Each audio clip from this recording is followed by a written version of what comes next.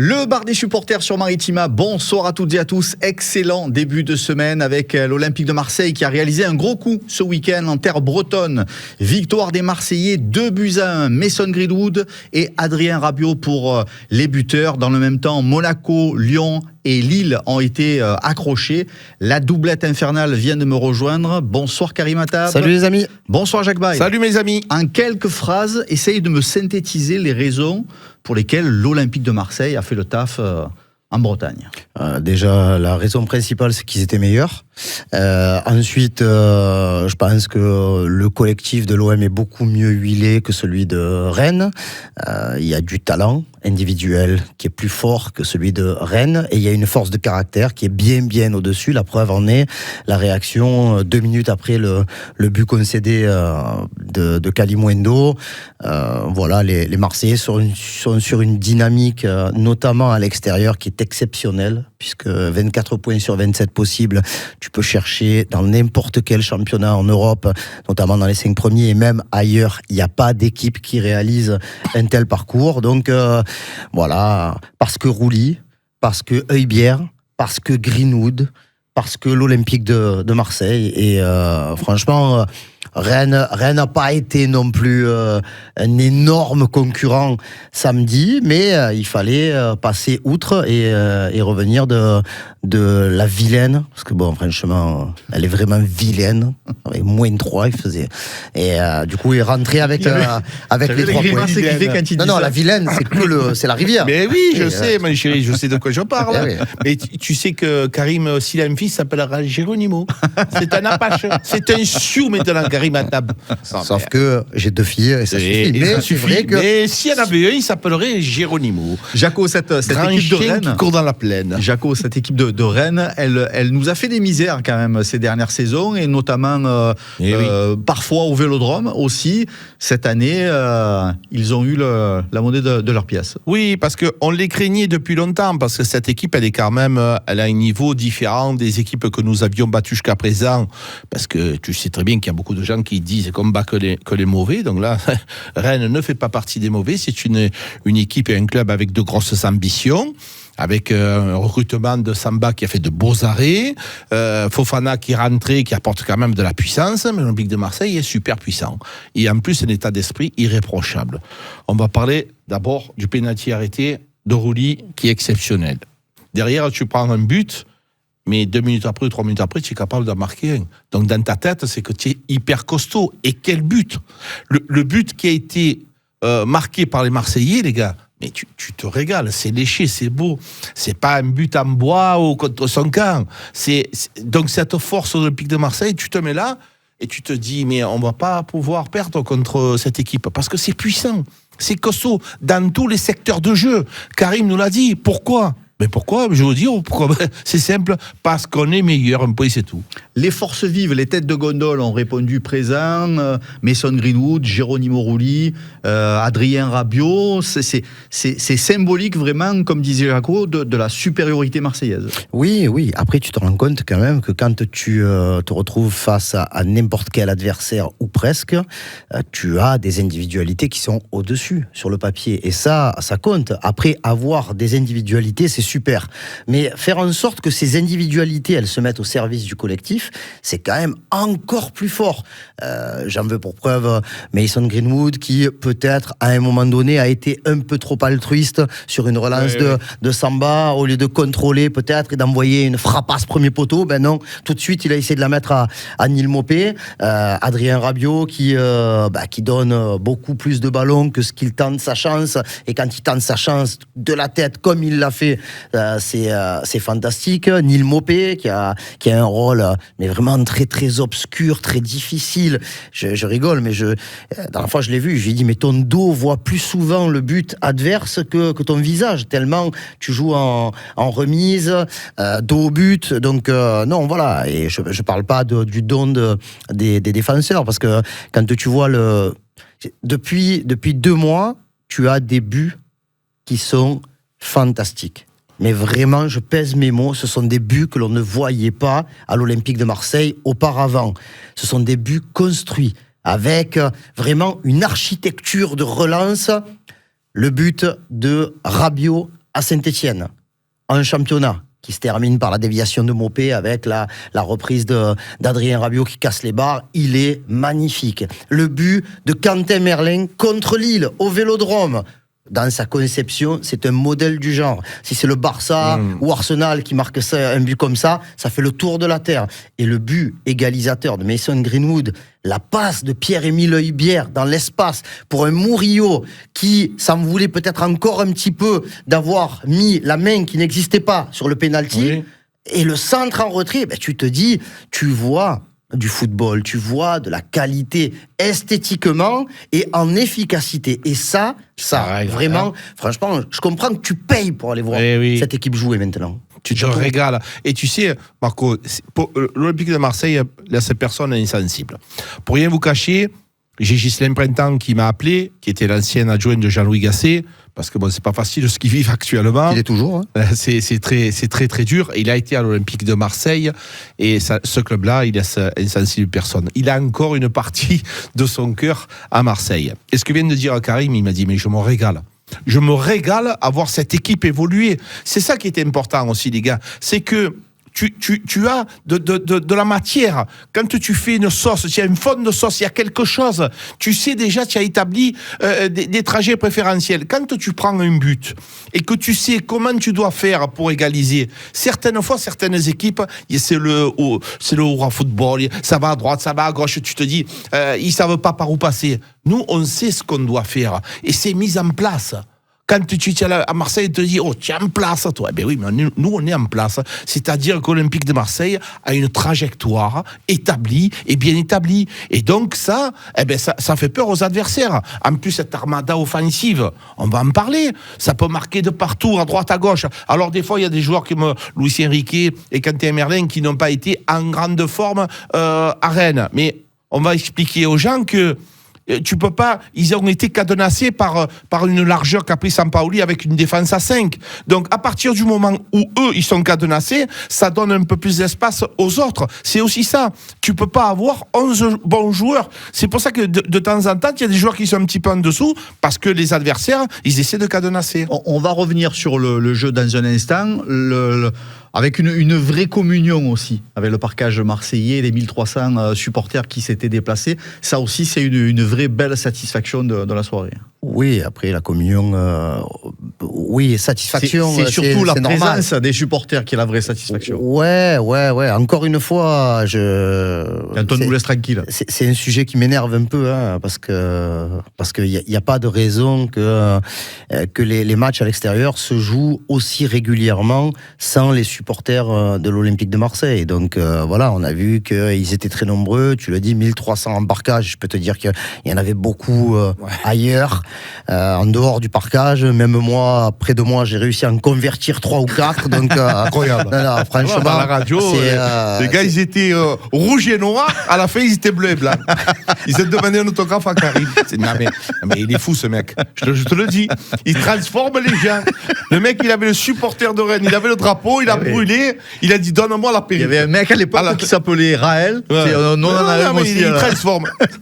Ouais, donc du coup, tout ça pour dire que la fête à la fin du match, elle est fantastique, bien entendu, et tu vois, de temps en temps, il se passe des choses. Cette photo de l'équipe qui a été prise en bas du parcage pour communier, pour avoir le lien entre les joueurs, le staff et les supporters, elle est magnifique, et je félicite Sébastien Paoli de l'Olympique de Marseille. Et c'est tombé sur lui, franchement, c'est une des plus belles photos que l'on ait vues ces dernières années, mais elle montre bien que ça ne fait qu'un seul entre l'équipe et le public. Et cet après-midi, il y avait une conférence de presse où Roberto De Zerbi a été interrogé sur le fait quel plaisir ça lui procure de faire plaisir aux supporters. Et lui, il dit que c'est les joueurs.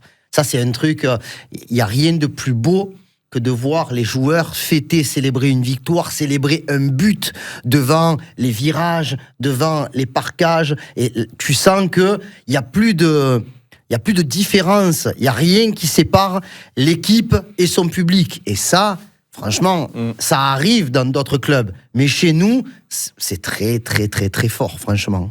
C'est un OM costaud, en tout cas, c'est ce qu'on ressent. Tu parles souvent de la notion de rouleau compresseur. On l'a vu encore ce week-end. Oui. Et après, il faut aussi admettre que depuis qu'avec l'Inter Angers, bien entendu, moi je voudrais qu'on parle aussi sur l'apport d'Adrien Rabiot. Adrien Rabiot, c'est un monsieur du football. Il est respecté par beaucoup de gens. Même avec les arbitres, c'est pas pareil. C'est-à-dire qu'Adrien Rabiot, dès les premières minutes, il te met 2 ou 3 tampons, il te dit, voilà, c'est moi le patron. Eh bien, on agit différemment avec lui parce que c'est un monsieur du football. Donc, ce garçon-là, hormis le fait d'être buteur, c'est un fédérateur, c'est un athlète de très haut niveau et qui tire le groupe vers le haut, il montre la voie. Si vous voulez aller au très très haut niveau, eh bien, il faut suivre Adrien Rabiot, en plus à rythme. Donc, je pense que... Eh ouais, non, mais je l'ai travaillé, comme toi, je l'ai écrit toute la nuit, je me suis dit, il faut que celle-là, il faut que j'arrive à la placer. Non, mais c'est vrai que ce joueur-là, après, encore une fois, laissez-moi, j'ai le droit, j'ai encore envie de parler. Geronimo Rulli.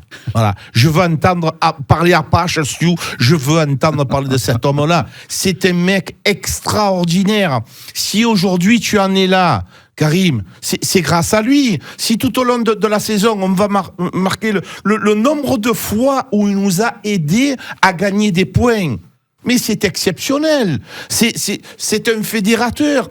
Quand tu es défenseur et que tu as ton gardien derrière comme ça, même pas, je te parle même pas du penalty, sur toutes les actions, tu joues différemment, tu te sens différent, tu te sens à l'aise. On a le bonheur. Donc, mais ça a été fabriqué par le coach et aussi par Mehdi Benassia. Donc on a des directeurs sportifs, on a des gens compétents au sein de l'OM. Et on a des personnalités attachantes aussi, parce qu'effectivement, comme dit Jaco, c'est quand même quelqu'un qui nous a laissé dans le jeu pour plusieurs de rencontres, qui est déterminant, qui nous fait gagner des points. Et c'est un garçon qui est attachant par son humilité aussi. Oui, bon, humilité, c'est un énorme compétiteur, un très grand professionnel, parce que c'est le seul qui a parlé du fait qu'il regardait Paris, lui. Voilà, à la fin du match, il dit, voilà, là, samedi soir, puisque depuis le PSG a battu Saint-Etienne 2-1, Rulli, lui, disait, moi, ce qui m'intéresse, c'est de voir à combien on est du PSG. Donc, tu sens quand même que 32 ans, champion du monde, même s'il n'a pas joué, mais il était dans la liste. Il a fait les JO, il a une belle expérience, il est passé par la Real Sociedad, par Villarreal, il gagne une Ligue Europa avec Villarreal, il était à l'Ajax, donc c'est un grand gardien. Mais c'est vrai que en toute honnêteté, quand tu parles avec tous les gens qui l'ont connu lors de son passage à Montpellier, tout le monde disait que c'était une belle personne et que c'était un bon gardien. Franchement, nous on le voyait, c'était un bon gardien. Oui. Mais là, c'est pas un bon gardien. Là, c'est pas un bon gardien. Après, je m'en fous, moi, des autres. Hein. Sérieux, hein. Je m'en fous je les respecte. Rio Mavuba et compagnie, là. Tous les mecs qui ont joué à Lille et qui te disent que Lucas Chevalier, c'est le meilleur gardien de Ligue 1, qui reste dans le Nord. Qui restent tous ensemble dans le stade. Non, même pas au stade Pierre-Mauroy. À Grimont-Préjoris, ils vont. Ils se mettent dans le stade et ils s'enferment et ils se mettent dans la communauté de ceux qui aiment Lucas Chevalier. Il est bon, Lucas Chevalier. Il n'y a pas de problème. Il est très très bon, Lucas Chevalier. Mais il n'y a qu'un seul Geronimo Rulli. Voilà. Je l'ai dit samedi. Il phénoménal. On l'a connu. Il fait nos Géraud, on le connaît maintenant. Voilà, et que ça continue encore et encore et encore, et qu'ils nous disent encore, il n'y a pas de secret pour arrêter les pénaltys. Je m'en fous, on continue à les arrêter, continue à les écœurer. Voilà. Cet homme est dingue. C'est un dingo. C'est pas moi, Rio Mavuba. Moi, non, mais les gars, c'est sûr que des fois, on s'affole et on est différent sur Maritima. Encore une fois, pourquoi ? Franchement, non. Non, mais on est différent parce que nous, on le vit à 100 000% le match. Avec Karim, on est des fans de l'Olympique de Marseille depuis qu'on est né. Mais quand on voit l'injustice, parce que c'est de l'injustice, quand on voit ces gens qui sont pas capables de regarder la vérité en face, mais tu vas la dire de ta bouche. Tu vas la dire, la vérité. Ce mec-là, il est exceptionnel. Chevalier, c'est un bon gardien. Très bon gardien. Pas de problème. Ils n'ont pas le même âge. Nous, on est objectif. Voilà. mais c'est le numéro 2 derrière Rouli. Voilà, la vérité est là. Le top 3 et le flop 3 de ce match face à Rennes côté Marseillais. Est-ce que d'ailleurs on arrive à sortir un flop 3 Moi j'en ai un. Ouais. Moi j'en ai un. Donc je mets le Roi Géraud au numéro 1, bien sûr, parce que il ne marque pas des buts, mais il fait en sorte que. En 2, je mets le meilleur buteur de la Ligue 1, Mason Greenwood. Alors, regarde, comme il le fait bien. Ah, sérieux. Fais-le si on te filme. Oh, Camille, filme. Voilà, regardez-le. Voilà. Et en numéro 3, je vais changer parce que c'est vrai que ça serait tellement facile de dire Adrien Rabiot parce qu'il a marqué, mais moi je reste quand même sur l'abattage énorme et non, c'est pas assez. Ben oui, mais toi c'est ça vient du froid. Exactement. Ouais, mais bon, il était chez lui, il aurait pu jouer en caleçon tellement il est Pierre-Émile Heubière, et parce que franchement il y a des gestes dans un match, tu vois, l'arrêt de Rouli, le premier arrêt de Rouli, voilà. La passe d'Heubière pour Murillo. Elle est exceptionnelle. Ouais, écoute-moi, tu sais quoi? Aux petits oignons. Ouais, avec un peu de miel. Moi, pas les oignons, le miel.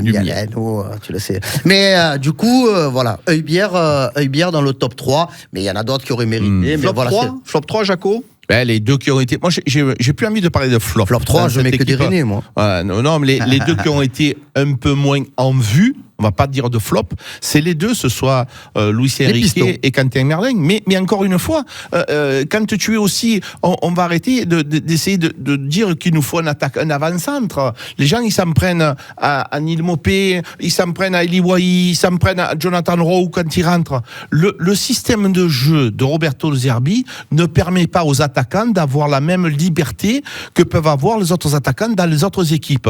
On se rend compte du travail de Neil Maupay tout au long du match. C'est incroyable ce qu'il fait. Le pressing, tout seul. Il est dos au jeu, il s'organise. Il fait des appels, des contre-appels. À un moment donné, sur le but de Greenwood, regarde l'appel qu'il fait. Il attire 2 défenseurs là-bas. Et donc, en attirant le fameux jeu sans ballon, c'est ça aussi, le jeu sans ballon. Le jeu sans ballon, c'est le plus difficile au football. Quand il y a le ballon, tu peux te dire, tu sais ce que tu vas en faire normalement. Mais le jeu sans ballon, c'est de pouvoir jouer et faire jouer tes adversaires sans ballon. Donc, il est très, très, très important. Dans le débrief, certains supporters ont parlé de Cornelius comme de joueur avec un coup moins bien. Est-ce que c'est sévère ou est-ce que c'est il faut pas mal interpréter ce que je vais dire, parce que c'est pas... moi, j'appelle ça un délit de sale gueule. Voilà. Parce que Cornelius, déjà, il n'a rien à voir avec celui qui joue dans la planète des singes. Non. C'est Derek Cornelius. Qu'est-ce que ça vient faire là-dedans? Il a le même nom, simplement. Ouais, mais toi, tu connais pas tes classiques. Mais bien sûr que si. Tu connais que celui avec Charlton La Heston. planète des singes. Comment on arrive à la planète des singes sur une émission qui parle des supporters? Cornelius, il est pas bling-bling. Cornelius, il est sobre. Il est pas démonstratif. Tu vois? C'est un peu, ça ressemble un peu à du Ulysse Garcia dans ce qu'il peut représenter. C'est ça. Donc du coup, c'est facile de dire ouais, mais il est pas bon, ouais, mais il est pas si. Kondogbia, c'est pas le plus souriant de la bande non plus, hein, mais non, ça n'a rien à voir. Ça n'a rien à voir avec le sourire ou pas le sourire. Moi, je te parle de la sobriété.